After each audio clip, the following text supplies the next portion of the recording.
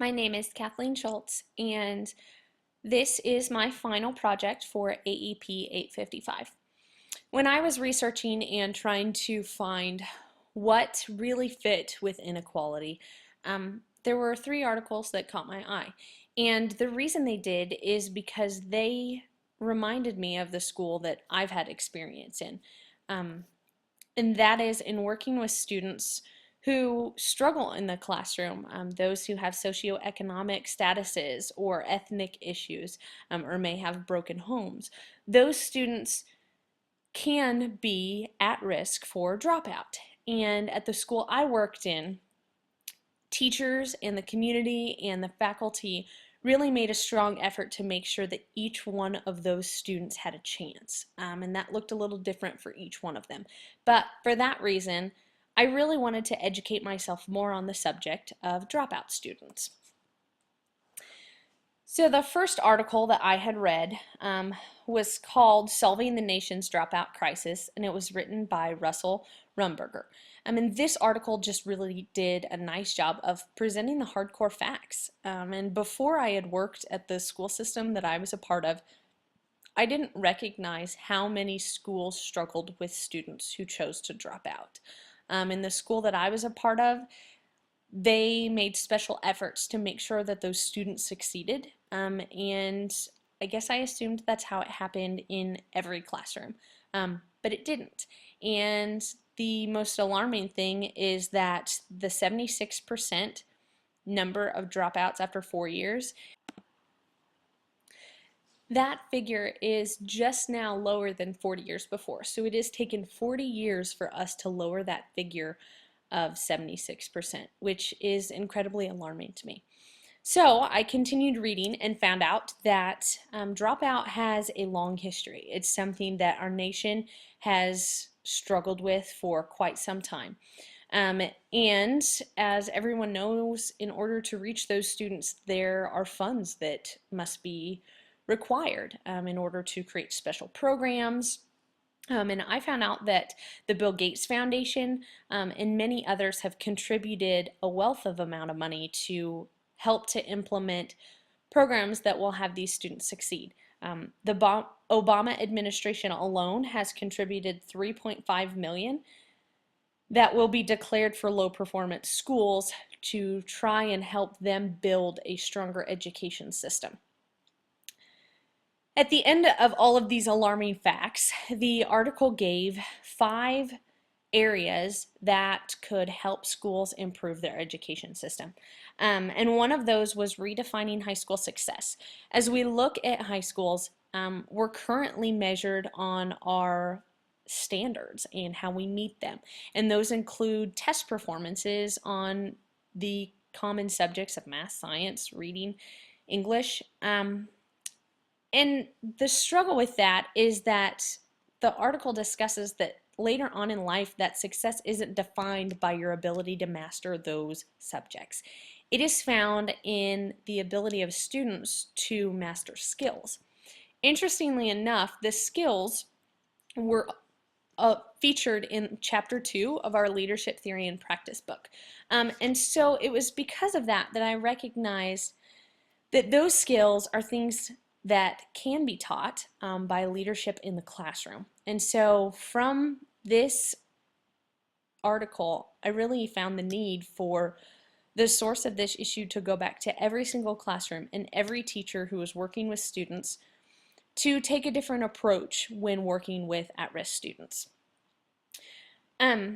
Another issue that they talked about was providing incentives for all students.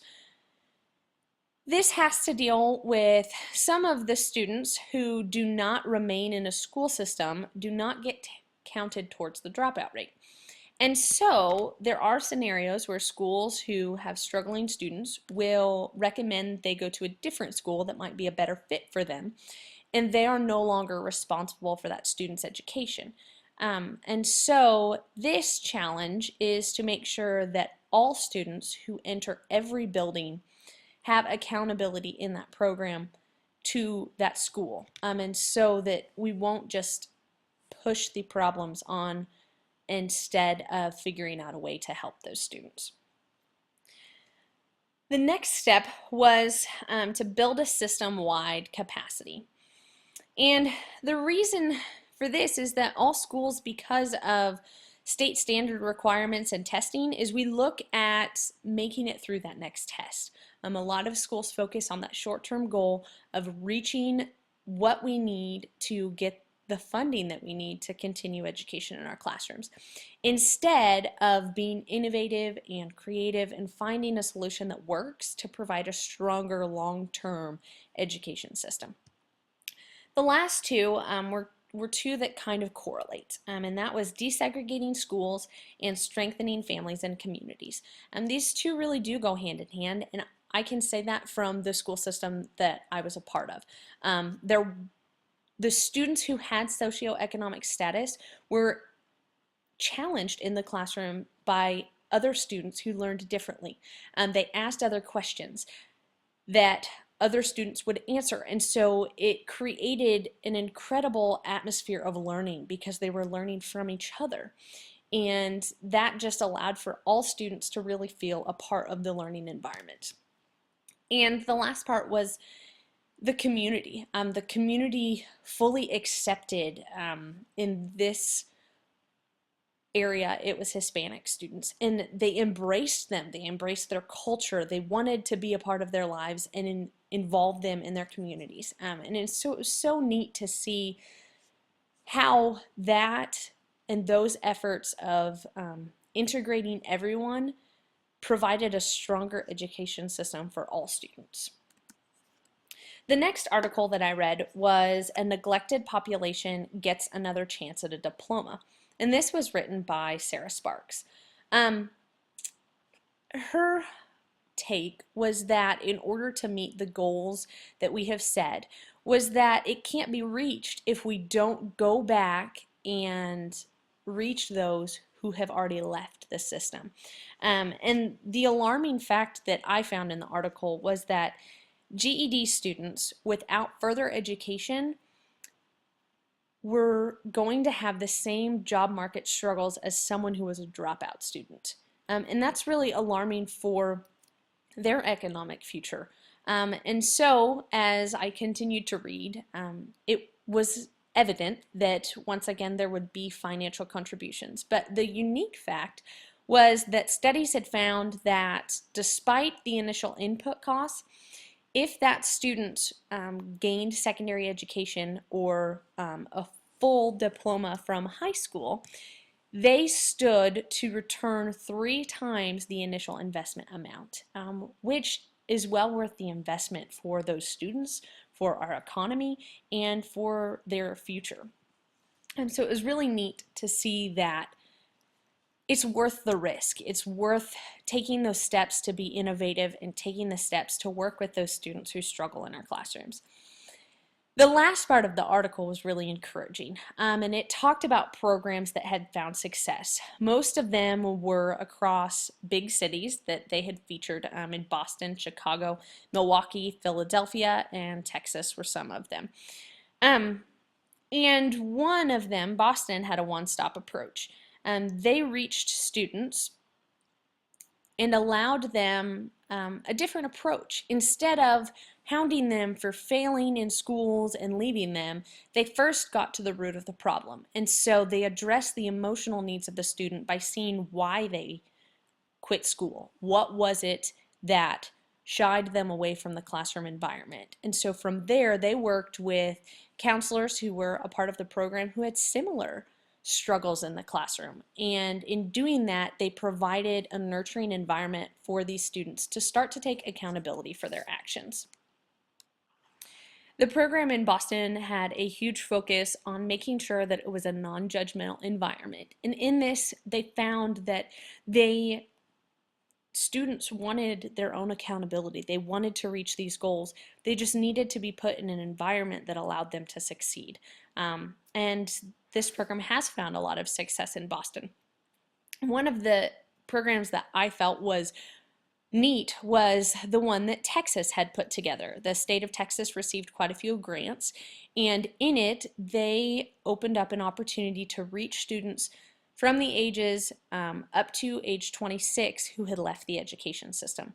And these students were allowed to apply, and then they set their own program for success, which allowed those students to have accountability from the start. They were the ones who determined whether it was going to be an online program or a tutorial program that would fit their educational needs.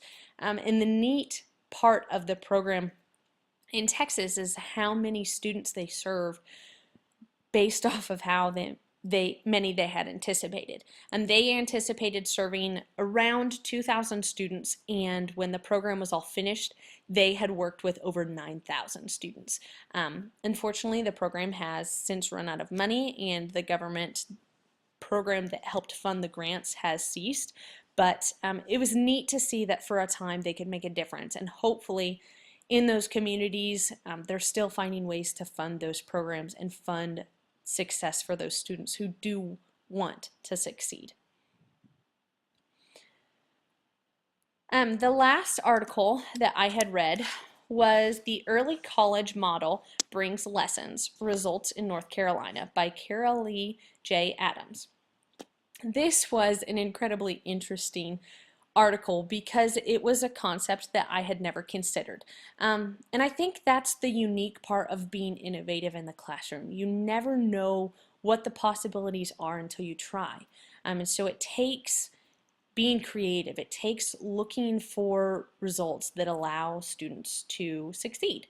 And this talked about an early college model in Guilford County, North Carolina, where they have 4 schools that allow students to earn college credits while in high school.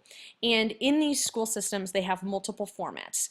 The early college model allows them to earn an associate's degree along with a diploma.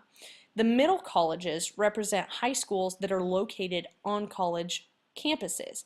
Meanwhile, all of these programs are still being taught by public school or teachers that are at the high school level.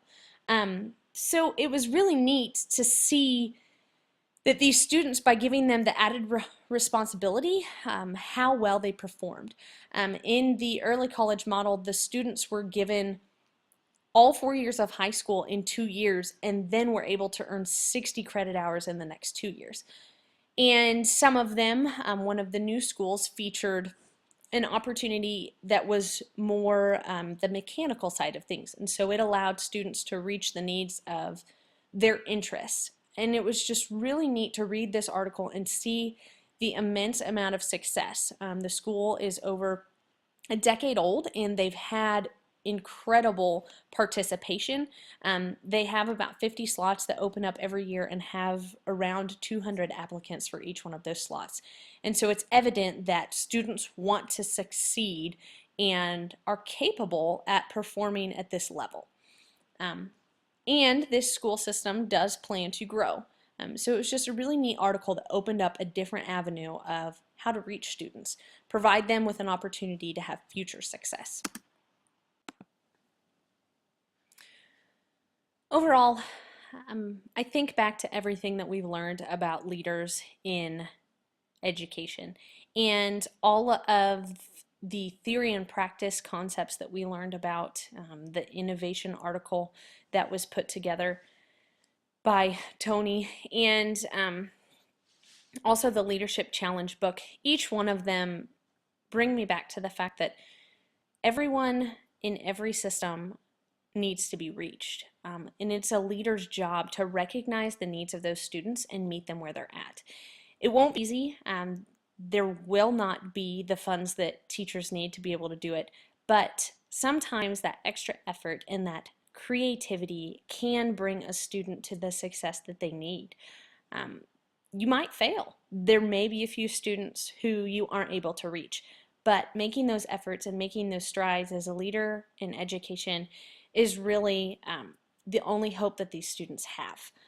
Overall, I just have been very thankful to have been around teachers who have taken those strides and allow me to learn what it means to be a leader in the classroom and how to reach students who struggle, so that even if they are at risk, I may take those extra strides and those extra steps to meet them because every student learns differently.